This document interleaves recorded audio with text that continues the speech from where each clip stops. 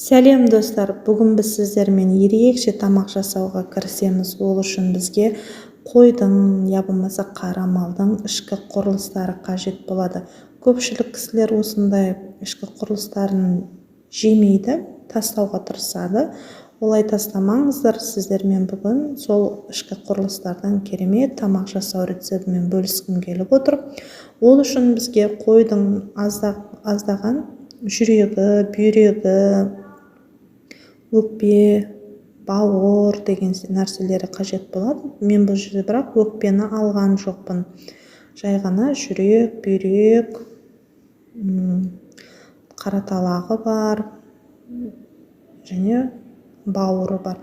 Осылардың барлығын майын сылып алып, жай ғана өзін ет өткізгіштен өтуге ыңғайлап турап аламыз да, барлығын ет тартқыштан мұқият өткізіп аламыз.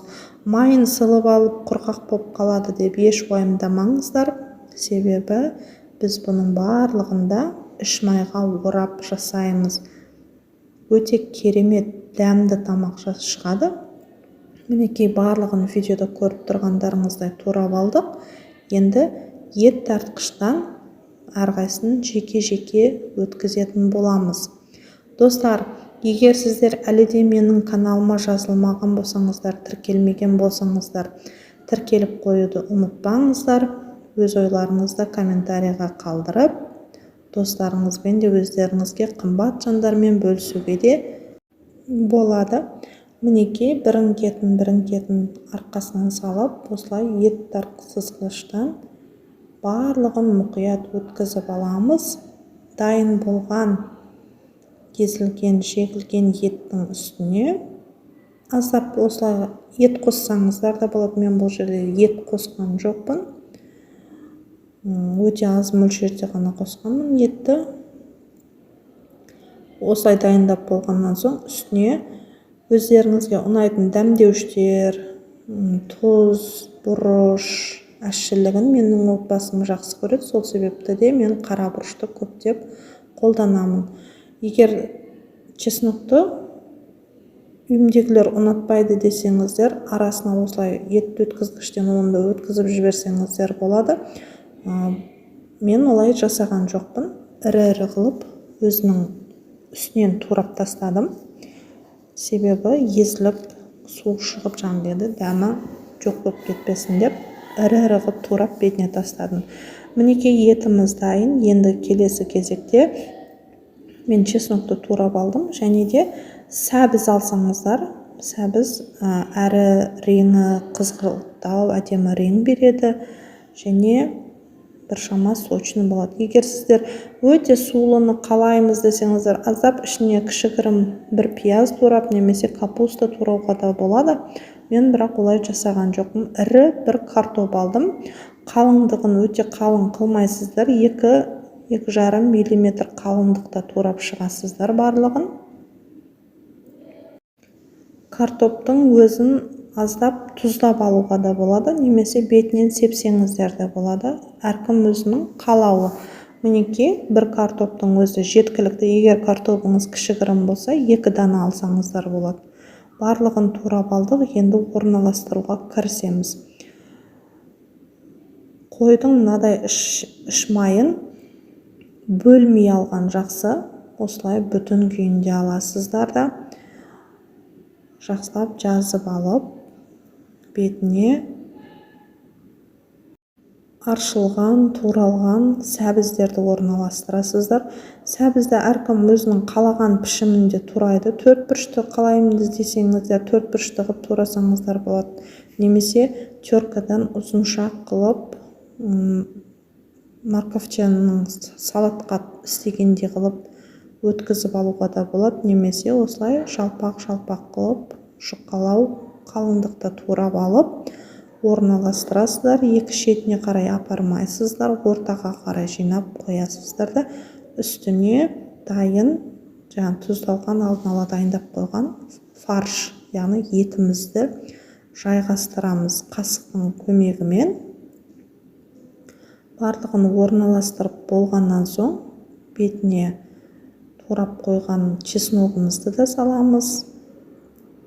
бұның бетіне тұз салудың қажеті жоқ, себебі тұзы, бұрышы, дәмдеуіштері бәрі өзіне лайықтап салынған.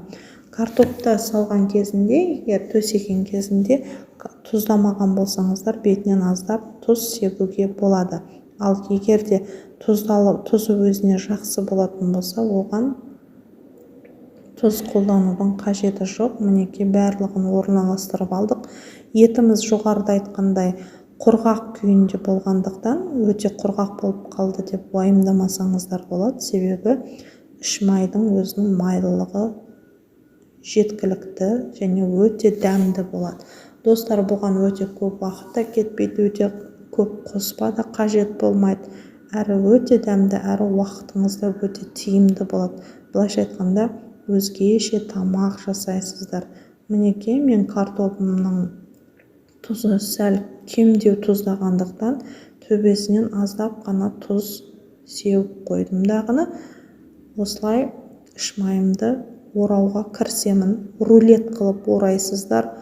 Ораған кезінде өте тығыз қылып орап қоймаңыздар. Арасына ауа кіретіндей еркін, жұмсақ күйінде ораған жақсы.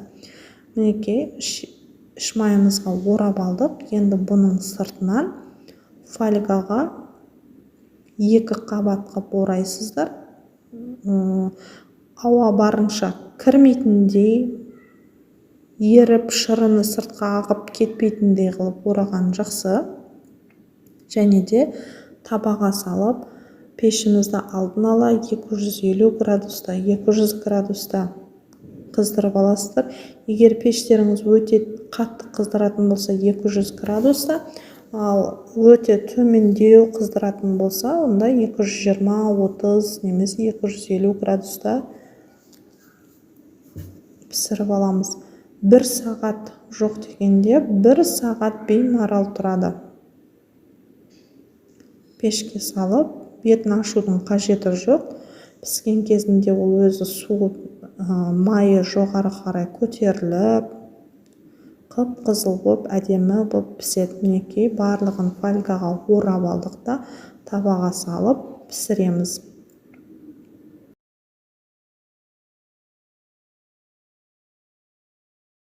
Міне пісіп дайын болып шықты. Видеода көрініп тұрғандай өте ыстық болады. Фольганы ашпай жатып өзіміздің салатын ыдысымызға орналастырып аламыз. Себебі ашқаннан кейін ол өте ыстық болады, әрі шашылып қалуы да мүмкін. Сол себепті легеннің үстінде фольганы жыртып ашқан жақсы, әрі ыңғайлы болады. Мінекей видеода көріп тұрғандарыңыздай дәмі өте керемет. Тіл үйрет прям. Картопы да піспей қалды демесіздер. Барлық нәрсесі пісіп, керемет болып піскен. Және де пышақтың көмегімен әдемілеп кесіп, дастарханға тартуға болады.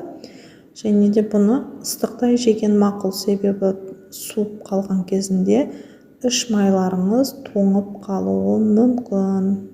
Достар, осы тура мен көрсеткен рецептпен жасап көріп, және қалай жасағандарыңыз туралы ой бөліссеңіздер, мен қуана оқып шығамын сіздердің комментарийларыңызды.